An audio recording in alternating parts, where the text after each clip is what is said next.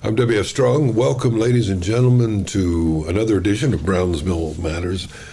We have in the studio Mauricio, an accomplished filmmaker, particularly short films. Mauricio, thank you for coming. I appreciate your coming in.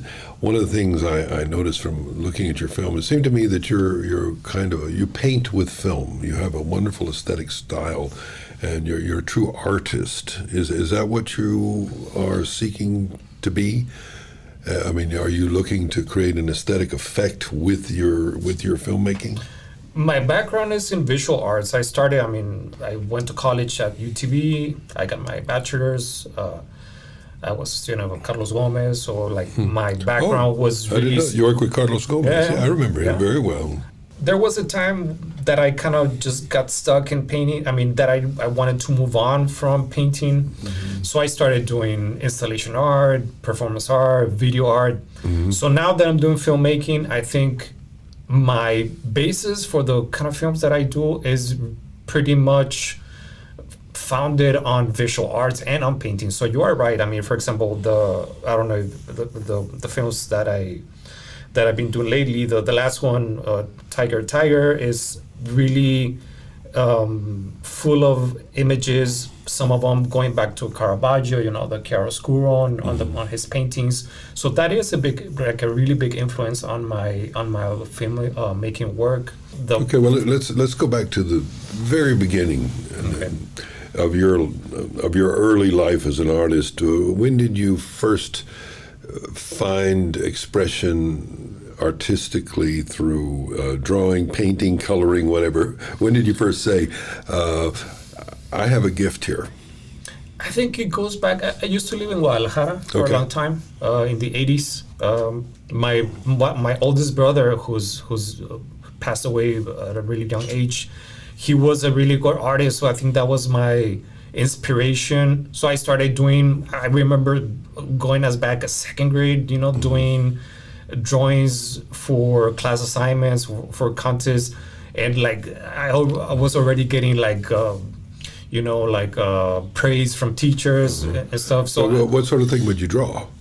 I remember, for example, there was an assignment that I had to do my family's occupations. So I remember my dad, who had properties in Matamoros, I remember him painting walls. Uh-huh. So I was really naive, and I painted him, I drew him painting walls. Uh-huh. So I thought that was my dad's occupation. I drew myself, probably drawing, my mom cooking, home. Were you doing this with a pencil and pen, or were you painting with paint brushes? I think it was just a drawing pencil, color pencil. The painting part came a lot later in life. So you began with your sketching, and getting a sense of scale and shadow. Really, really on my own. There were no teachers who taught art back there in Guadalajara. So it was more do it yourself thing, just out of my motivation and inspiration. So you found it relaxing to just draw? Yeah, I loved it. I loved it, and I saw my brother. So I just continued and getting in contests in middle school. Then I came to Brownsville in my high school years. Porter High School had a really, really good teacher, Ms. Mini Garcia. So there I kind of developed my interest in painting, sculpture, drawing. And now you teach. I teach at Lopez High School. I teach the basic art 1 class. I teach painting, and I teach dual enrollment classes for TSC. Okay. Yeah. Now, when you start trying to teach children, you're not teaching children, but young people. Yeah. When you start trying to get them started, what are some of the fundamental things that you try to put into their head? Do this, and don't do this. Art classes are founded on the art elements and principles of design. So we kind of get started with those, line, shape, texture, value, the basics, knowing how to shade, like you said, knowing how to give an object volume through value, through shading, really, really basic stuff. Then in the painting class, we develop all those skills that they develop in the R1 class, they develop in the painting class, doing value exercises, still lives. We get to do pointillism. So I try to introduce them to different styles, and then just kind of from there, like, let the kids experiment on their own as well. I mean, I do try to instill the creative part of the process, which I think, I mean, to me, content is more important than skills. So I think if a piece that has a strong content can be more successful than something that has skill but has no soul in it, you know. Do you have them anchor into their cultural roots at all? You know, say, well, you know, you've got this beautiful, you know, Aztec heritage. Do you try to inspire them, or you just let them go with whatever it is they have within them? Yeah, I think it's more universal, you know, more into what contemporary times are giving us and what you can give back to it. You know, like, I'm not really you know, like, focus on them. I mean, there might be assignments where we go into like ethnicity, you know, and roots, but most of the time it's just letting them go on their own. Yes, Yeah. that's good. What do you think of the movement, shall we say, to develop murals downtown? It's really important. I mean, I've seen like a movement going on, you know, I know they brought artists from LA and from Mexico City, and it caused a controversy. And I'm pro, like, bringing artists that can give something back to the community. I think we need to learn from artists that already have experience. I know Gabriel Torino has done murals too. I did one myself in Matamoros, like a 5-story building with some artists from Brownsville and Matamoros. How do you do that? Okay, that was something offered by the Cultural Institute in Matamoros. So they gave us like a theme to work on cultural diversity or migration. Okay. So then they let us just go on our own, and then just they give us freedom, you know. So I talked about migration, which is a really big phenomenon here in the valley, you know, like all these caravans coming from Central America. So feet made out of rock, you know, going back to our like roots in the Americas, where we have a lot of the big cultures like the Aztecs, the Mayas, the Incas. They did their constructions with rock. So the imagery that I used were feet made out of rock. And I included the slogan or the phrase "Todos somos América." You know, like, we're all America, in like talking that America is a continent, not so much a country. So, you know, like, for me, all those people that come from Central America, Haiti, Cuba, I admire those people. They're people that deserve some admiration. So I try to instill that into my mural. You know, like, you have the right. We're all migrants. I am a migrant. I'm fascinated with these transmigrantes that, you know, you see them, they've got 4 cars linked together, and I don't know exactly what they do. They come from Central America, I believe, and they go to Dallas, and they buy cars, and then they buy bicycles and toys, and they just load it all up and take it back to Central America and sell it, and then come back again. And I'm fascinated with that journey that they're constantly on. I'm very curious about their lives and how all of that works, and how they make it across Mexico safely, and how much more either they have to pay. That's an odyssey. Like, going through Mexico is an odyssey. Yeah, it is. Yeah. I remember once driving through Mexico City. I thought I would never get out of there. You know, I kept getting lost. Unless you have a GPS or something. I know. It's hard. I've driven there, so it's really hard. quite an experience. Okay, well, so you have done these murals and things like that, where you've done, you know, professional art. Yeah. How did you make the transition? How did you go from there? I mean, I certainly understand it. It sounds like a natural evolution. You go to photography, and then to film. and all of the things that you've done complement and inform this leap to other media, right? Yeah.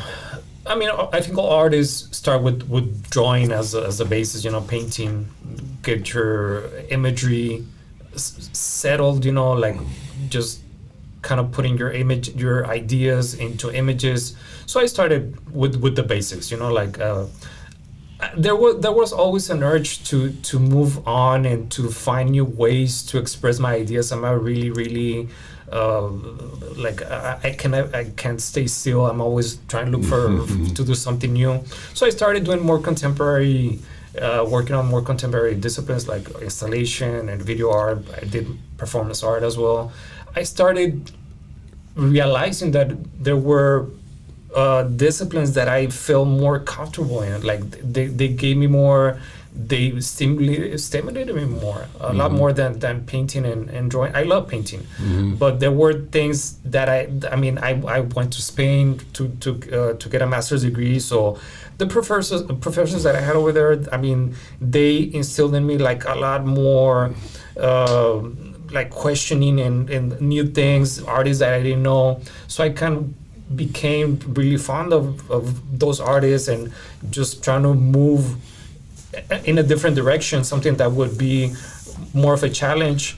When you were in Spain and you're working on your master's, you studied Greco and Dali and who all did you study? Not really, because El Greco. I did a research paper on El Greco. No, I did this in here at UTB, UT Brownsville. Over there I was just going from the 1930s with Marcel Duchamp, conceptual art, all this movement. But what did you learn there in Spain that you didn't learn here?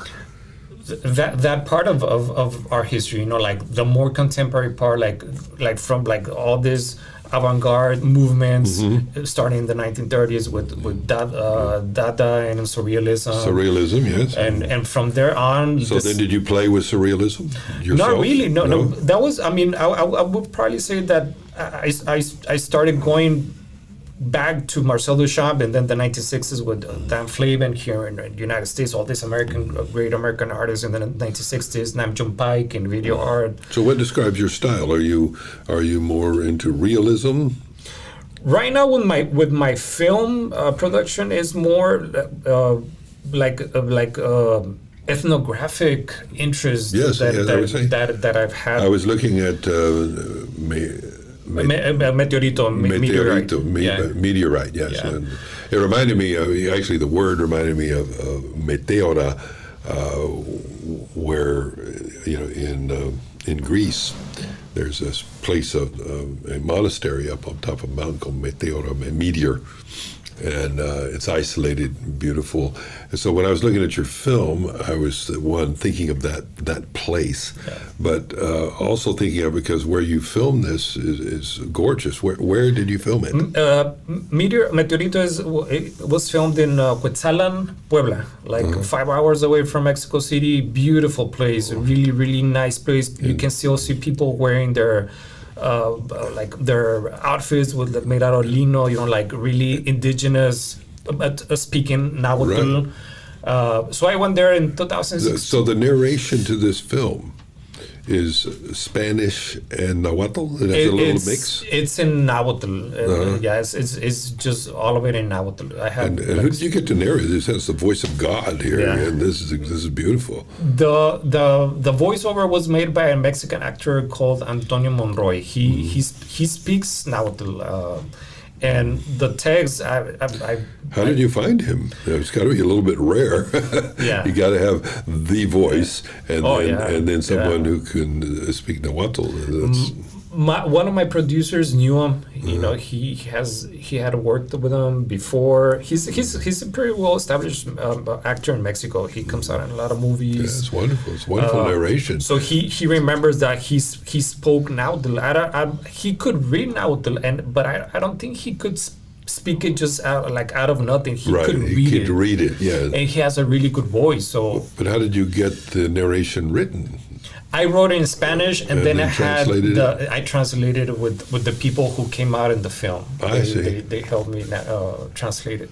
So this is an excellent example of an ethnographic film where you're capturing a cultural custom.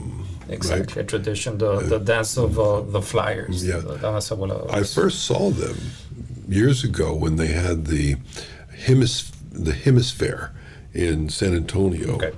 They were celebrating this hemisphere instead of a World's Fair. It was hemisphere for this part of the world, and so they brought in artists of all types from all across the Americas, and they had the Flyers there. And I remember it still because I was probably 8 years old, and I saw these guys flying, and it was just awesome. It's incredible. And now you have captured it here beautifully on film, and that's why I say it's like a painting.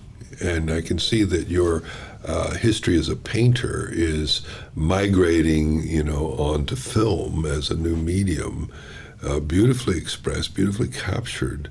And you said earlier, well, I'm not so sure about my narration part, but to me, of course, I don't speak Nahuatl by any means. How do you say it? I'm not saying it Nahuatl. I'm putting the accent in the wrong. Nahuatl. I've been around it. I've traveled to Mexico, and I'm familiar with it. And I've been at fairs, buying textiles. It's really poetic, like phonetically. It's really interesting. Yeah, it's beautiful. It's really beautiful. I wanted to capture that, But this area that you filmed, it looked like it was around Oaxaca, that vicinity, but it's further north. Yeah, it looks like it's the area where the states of Veracruz, Hidalgo, and Puebla meet. It's called the Totonacapan. Oh, okay. And the town is called Quetzalan. Beautiful, really. So you can see El Popo from there? Not quite? Not really. You once you go from Mexico City to Quetzalan, you can see El Popo and Iztaccíhuatl. Mm-hmm. You can see those volcanoes from everywhere. Yeah. You're close to the Mexico City area. You can see them. But yeah, there is a strong influence from painting into my audiovisual work. Like I said, Caravaggio is like. So you made this film, and how long did it take you to make it? Not really long, like I filmed it in 2017 for, we had a shoot like for 4 days. Then I got this grant from the Mexican Film Institute who helped me do the post-production. Mm-hmm. Then I was surprised I was given that grant, and then it premiered at the AFI Fest in LA at the Chinese Theater in Hollywood. So that was wonderful. That was really big for me. So that was a big motivation for me to keep on doing audiovisual and filmmaking. Mm-hmm. I think that's where I'm from. That's what I was born to do. If I do something good, or at least something decent, I think that is the part that I want to keep developing. So I that took me to really important festivals in Rotterdam, Netherlands, Slam Dance in Utah, Carlo Vivari in the Czech Republic. It had a run of 30 festivals. You've been everywhere. Yeah, luckily, yes. It's really rewarding, like seeing the result of your work. Because I've been at this for more than 20 years. It's hard work for an artist. Sure. You're always trying to break away from being the starving artist. So you need to have a job on the side, and it's been a lot of time, effort, money invested. Most of it passion for what I do. How do you film? What's your equipment? What do you digitally. use? I don't. I would probably love to do recording on actual film, but it's a lot cheaper to do digital at this time. Cameras are going a lot cheaper. The first production, it was just a crew of 5 people. The last one, it was a crew of 15. There was more money invested. Lighting, catering. Catering. They say catering is the most important. You need to keep your people fed, and then you need to keep them happy with the food they eat. That's true. That's where you need to invest the most. That's true. So I did. You remind me of years ago. I used to work in the pharmaceutical business, and one of the secrets to pharmaceutical business to get entry into hospitals and to talk to people, to bring food. bring donuts, bring pizza, keep them well fed, and you get their attention. So I'm sure it's true in movie sets as well. I understand that you can do an incredible job with just a good high-end Apple phone camera. That you can do great things, right? Yeah, like phones, like nowadays, if they're 4K, there's some phones that are 8K. You can do marvelous things with a phone. I mean, but I'm trying to try to film with nicer cameras. Like it does show on the quality image. Like it shows the grain of the images. What you can do afterwards with the color grading. So I'm trying to try to take that extra step into Do you teach filmmaking to your students? Not yet. So you hopefully, if I have the chance to teach at a higher level, probably college, which is my objective.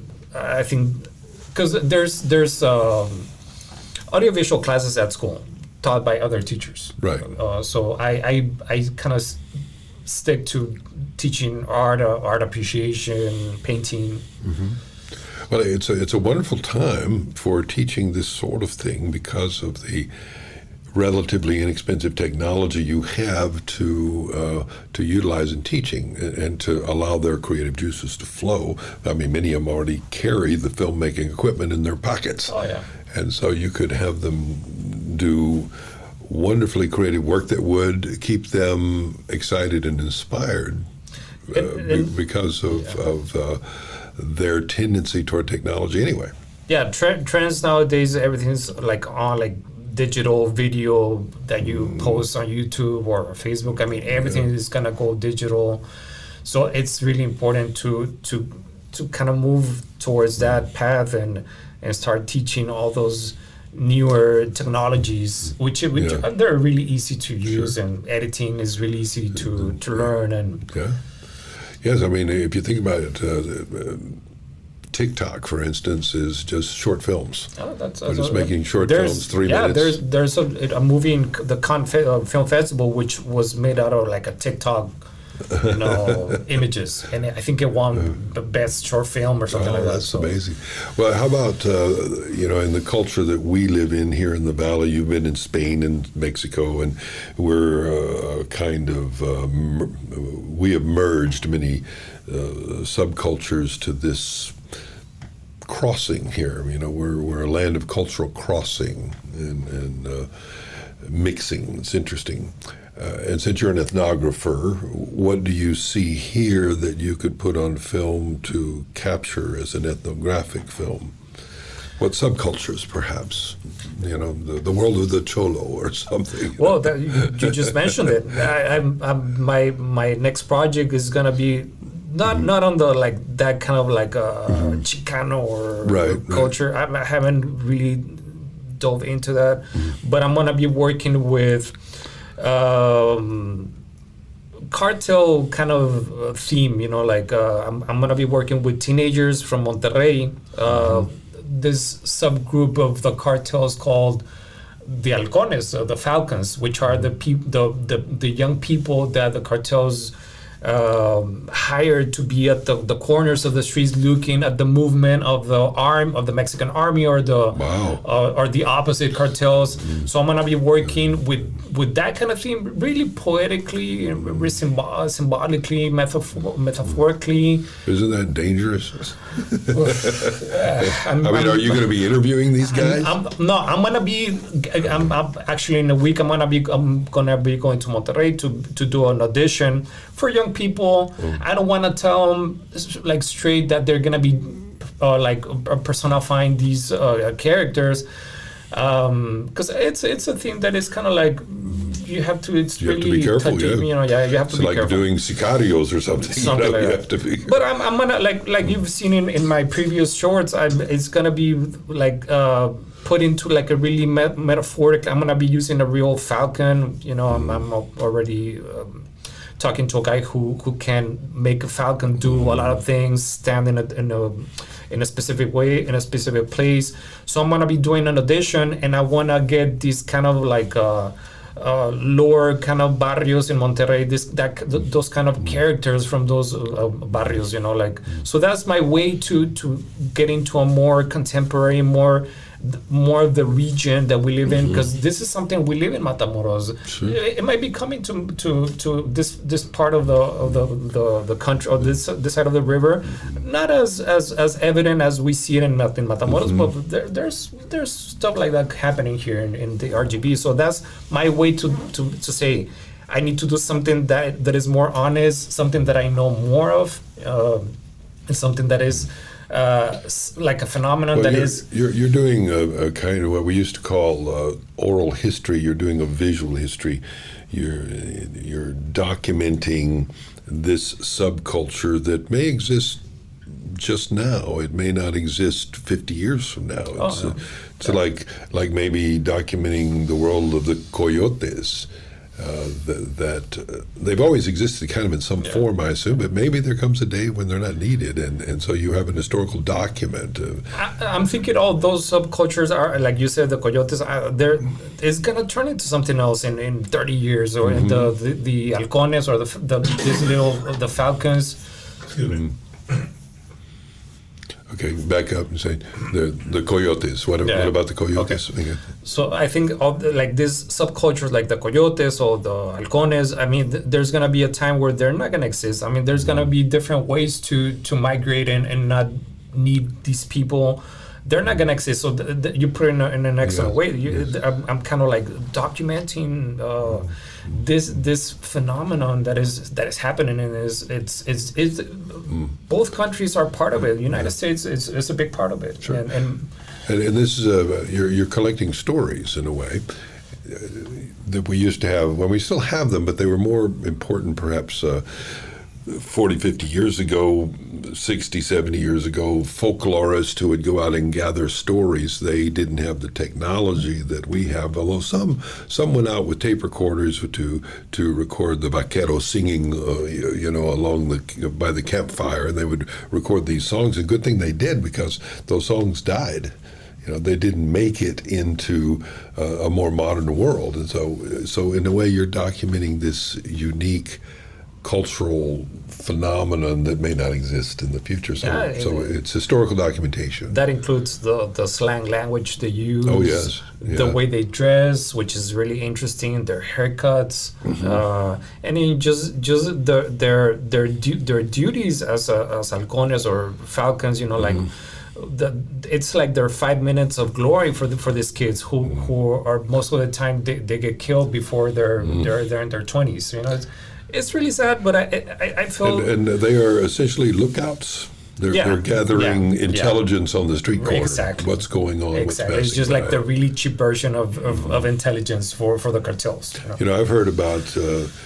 here on this side of the river, I've heard about cases where there are neighborhoods that have what I call reverse neighborhood watch, and since they're not watching out for criminals, they're watching out for La Migra, and they call each other and say, La Migra, they're here, they're around, stay at home.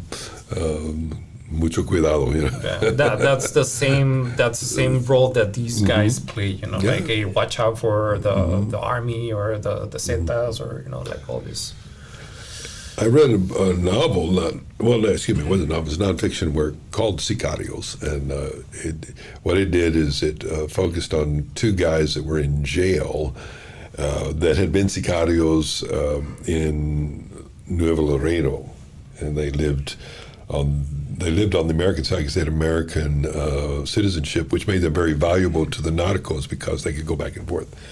Yeah. And fascinating story. So I think what you're doing is at least from an historical or sociological perspective, brilliant to get in there. And you uniquely can do it because you have the language and you have the culture, the cultural background, and they will trust you. Yeah, I'm really excited, and I already got images of like kids who are interested in auditioning, and I'm really excited, to just go into this and develop something, like I said, that is more from the area, something that pertains more to me, more than what I did with the Dance of the Flyers and the Dance of the Knives with the last short film that I did. I felt the compromise, and I felt the responsibility to talk about something that was more honest and something that is affecting both countries, more Mexico than the United States, obviously. But it's just sad how humanizing is the whole thing is. Like how people are dying without any consideration for their families or for them. They're just disappearing. So that is sad. But as you talk about that, I think of all the little subcultures around the valley where you could do special documentaries on so many. You could do Winter Texans for that matter. Oh yeah, it's really interesting. Yeah, you could do many things. And maybe being someone who's not so connected to that culture, you bring fresh eyes to what you're seeing, or what I used to call the chiclet kids. The bridge who sell chicle. Oh yeah. That's or the chiclet mafia. They have little organizations that put them out there. I understand. So there's a whole world of options, and you're right here. You're here in a natural movie set. It's here. All the players. All you got to do is go out and film it. Yeah. No. Yeah. I mean, you have to put it like anything else, like any great art form. You have to get the right framing, to make sense of it. But that's exciting that you can do that. I'm trying to find my own visual language, and like you said, just try to reframe it, not put it really explicit, but try to see it from a more metaphorically symbolic way. Like building my own style in filmmaking, which is that's what's really valuable in filmmaking. Like knowing, hey, this was done by Scorsese, or this was done by Almodovar. You already know a style. And that's my goal right now. Just kind of develop a style.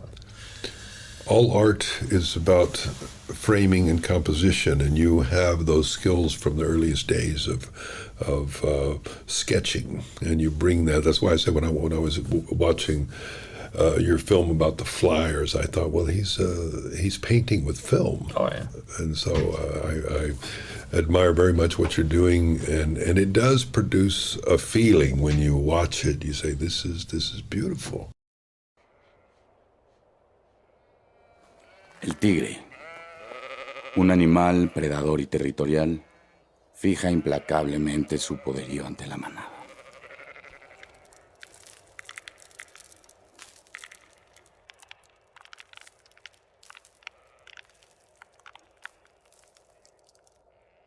Al crecer deprisa, el cachorro del clan pronto estará devorando su propia presa, pero todo dependerá de su talento cazador.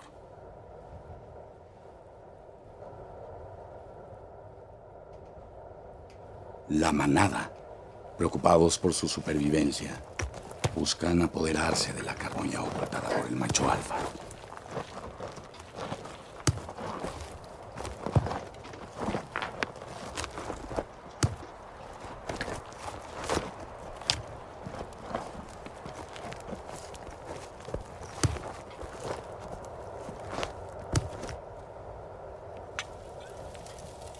Consciente del estruendo de su rugir, el líder lanza una llamada que convoca al rebaño.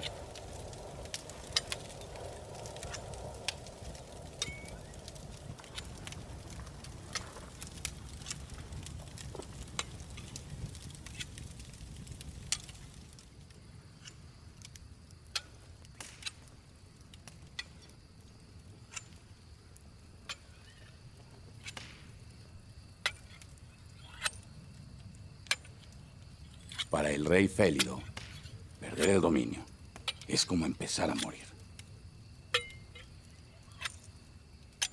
Thank you so much for coming in. I enjoyed meeting you, Mauricio. Thanks. Good to see you again. Nice meeting you, and an honor to be here.